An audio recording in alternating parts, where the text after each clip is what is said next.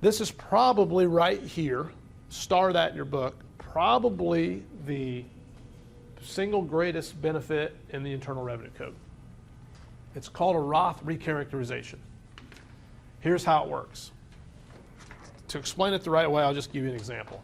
Let's say that today I convert $100,000 of my IRA to a Roth IRA. So I convert it, now my money's in a tax-free Roth. I got a tax bill to pay on that sometime in 2017.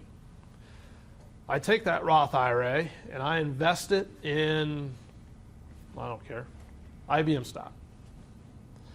Let's say at the end of the year, IBM stock dropped 30%. So now my $100,000 is worth $70,000. I'm not in a good spot because I have a tax bill to pay on $100,000 and my money is now only worth $70,000. That's a bad spot to be in. What I can do is a Roth recharacterization. It's essentially a free do-over. I can erase that move and reclassify, recharacterize my Roth conversion and put it back into the traditional IRA and erase my tax bill. So now my $70,000 investment is back into a traditional IRA. I don't owe the tax bill on it.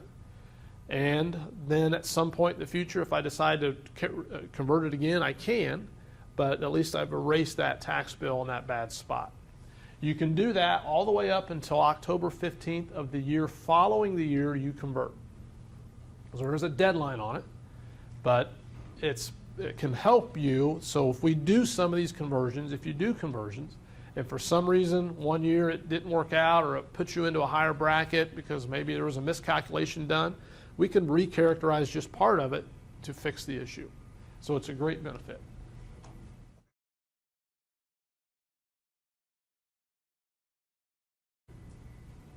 So how do you find the most proper claiming strategy? That's the key question. And you want to find that out. And so essentially what you want to do is you want to analyze the rules and take advantage of the rules to get the most out of the system over your lifetime. And this may involve combining and or postponing certain benefits at a particular time to maximize your cumulative benefits over your lifetime. So when and how should you elect your benefits? That depends on a lot of factors. I mean, you can look at these here. A lot of different factors go into determining what's the best way and when for you to select your Social Security benefits. You got to consider all those factors, because when and how you claim does matter. The rules are very complicated and voluminous because there's a lot of different combinations of options that you can choose from.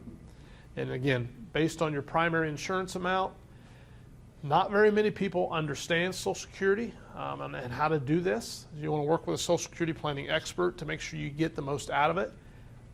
Do not get advice or ask advice from the Social Security office. They do not give advice. They're not allowed to by law. And another rule that I like to tell people, don't necessarily commonize your retirement date with turning your Social Security on.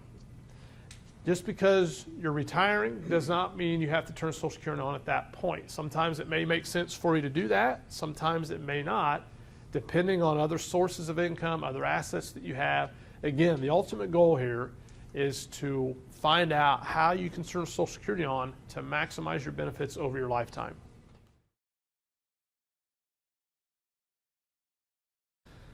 The bottom line here is everybody who's going to invest money has the same two goals. And those are to be comfortable and to get the best possible rate you can on your money and grow it compoundedly. So how do you do that? Well, the key to compounding returns is to avoid risk and substantial portfolio declines. What I mean by that substantial is, as you know, when you're going to have money invested, it's going to fluctuate in value. There's no money manager out there that can prevent up and downs. It's going to happen. But there are ways to prevent the big hits, and that's what you have to do. So you want to limit your portfolio volatility to normal fluctuations and try to achieve what's called true diversification to manage risk. This is so important, especially in your pre-retirement and retirement years, because again, that's the time of your life where you generally have developed your largest amount of money in your nest egg, and especially if you're retired or getting close, you can't take the chance of that taking a big hit and putting you in a bad position, especially if you're going to draw income from it. So it's much more important to have the proper risk management system in place at this time of your life.